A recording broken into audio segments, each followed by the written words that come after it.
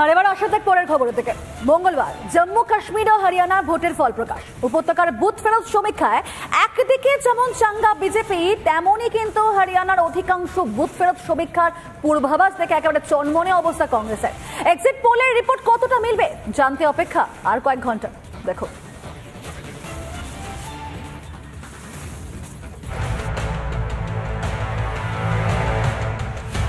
2024 লোকসভা ভোটের পর জম্মু ও কাশ্মীর ও হরিয়ানায় বিধানসভা ভোট।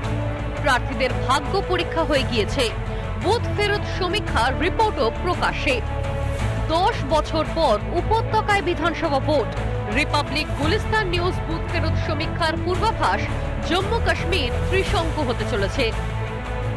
জম্মু কাশ্মীরের মোট আসন 90টি, 47টি কাশ্মীর ও জম্মুতে 43টি আসন।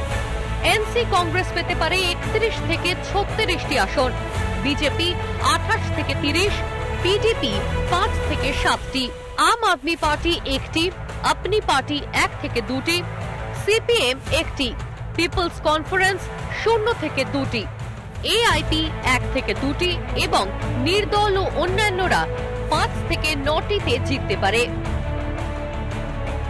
বুথ ফেরত সমীক্ষায় স্পষ্ট ইঙ্গিত এবার হরিয়ানায় পালা বদল হতে চলেছে।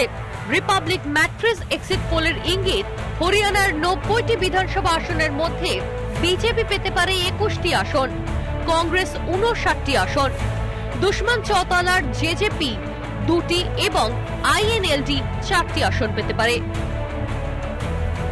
যদিও বুথ ফেরত সমীক্ষাকে পাত্তা দিতে নারাজ বিজেপি, এবারও হরিয়ানা পদ্মের দখলেই থাকবে বলে আশাবাদী গেরুয়া শিবির। অপরদিকে বুথ ফেরত সমীক্ষার রিপোর্ট দেখে এখন থেকেই উচ্ছ্বসিত কংগ্রেস। কে হাসবে শেষ হাসি? রিপাবলিক বাংলা।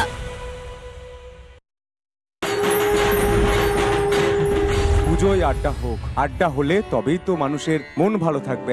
আমার প্রতিবাদের ভাষা, আমার প্রতিরোধের আগুন। এবারে আড্ডায় কোথাও ভুলতে পারছি না অভয়াকে। আমার দুর্গা ত্রিশূল ধরেছে স্বর্গে এবং মর্তে। বিদ্রোহের মধ্যেও তো ভালোবাসা জন্ম নেয়। তোকে তোকে তোকে ভালোবাসবো ও সজনী। এই আড্ডাতে না আসি তাহলে পুজো বোধহয় অসাধারণ অসাধারণ।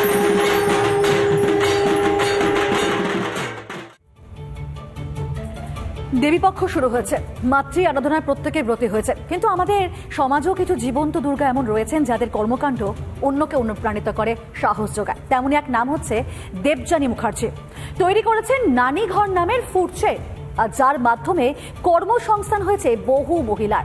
তবে একদিনে কিন্তু তৈরি হয়নি এই নানী ঘর, এর নেপথ্যে রয়েছে অক্লান্ত পরিশ্রম। দেবযানীর এই জার্নিকেই সম্মান জানায় রিপাবলিক বাংলা ডক্টরস চয়েস নারী শক্তি।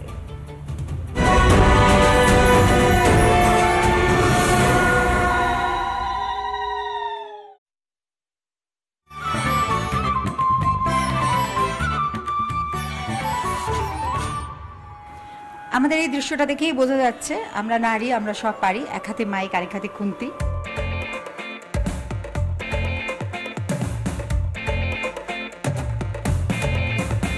মনে হলো যদি আমরা এরকম একটা প্ল্যাটফর্ম তৈরি করি যেখানে আমরা মেয়েরা যারা ঘরে বাইরে কাজ করতে করতে হাঁপিয়ে উঠছি, তারা খুব ভালো খাবার পেতে পারি।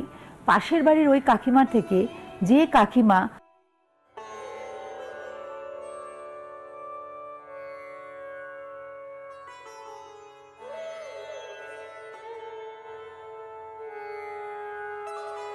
ঘরের বাইরে দুদিক সামলাতে সামলাতে হাঁপিয়ে উঠছি, এবং ওনারাও একটা অর্থনৈতিকভাবে নিজেদের এগিয়ে চললেন, আমরাও একটা মেন্টাল পিসে চলতে পারলাম। এই সূত্র ধরে আমার মাথায় ভাবনাটা এসেছিল। যখন আমার মাথায় ভাবনা এসেছিল, আমার এক বন্ধু সে বলেছিল এটা মামার বাড়ির আবদার, এটা হতেই পারে না। তখন আমার মাথায় এটা এসেছিল মামার বাড়ির আবদারটাই হবে, তাই জন্য নাম দিলাম নানীঘর। কারণ এটা তো শুধু বাংলায় নয়, এখন আমরা দিল্লিতে আছি, আমরা গুরগাঁওতে আছি, আমরা খুব তাড়াতাড়ি ব্যাঙ্গালোরে যাব।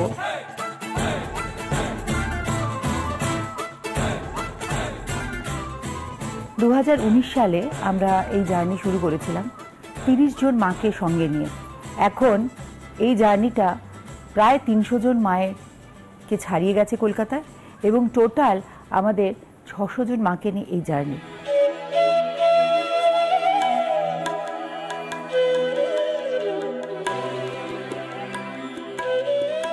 এই কাজটা করতে এসে আমি স্ট্রাগল কি জিনিস প্রথম বুঝলাম।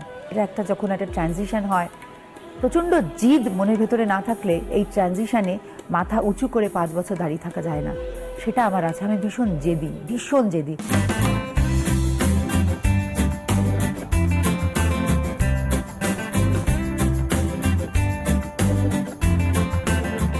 সময় তো পাই না, সেভাবে সময় পাওয়া হয় না, কিন্তু পেন্টিংটা মাধ্যমে আমি অনেক নিজের মনের কথা ফুটিয়ে তোলার চেষ্টা করি। পেন্টিংটা আমার শখ। আমার যখন আমি আনন্দেও পেন্টিং করি, দুঃখেও পেন্টিং করি, চলতে চলতে যখন মনে হয় যে আর পারছি না, তখন আমি কিন্তু আমার নিজের এই আবার কাজে ফিরে যাওয়ার যে জেদটা, সেটা আবার পাই আমার এই ক্রিয়েটিভিটির মধ্যে দিয়ে।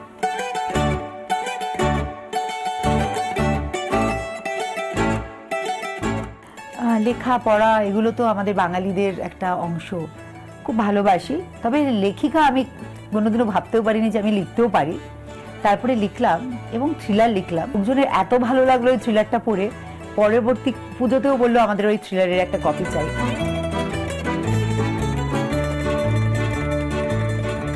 আমার স্বপ্নটা কিন্তু ইন্ডিয়ার নাম্বার 1 স্টার্ট আপ হওয়ার নয়। আমার স্বপ্নটা এই 600 মমশেফকে 6 লাখ বা 7 লাখ মমশেফে নিয়ে যাওয়া, এবং এই যে স্টোরিগুলো, এই যে আমরা 20টা এখানে কি বলবো, মানে একটা ছোট্ট বাজ যেটাকে বলে ফুলের, সেই বারটা আস্তে আস্তে যেন একটা বড় বাগানে তৈরি হয় এবং নানিঘর যেন ভারতবর্ষের প্রত্যেকটা শহরে পৌঁছে যায়।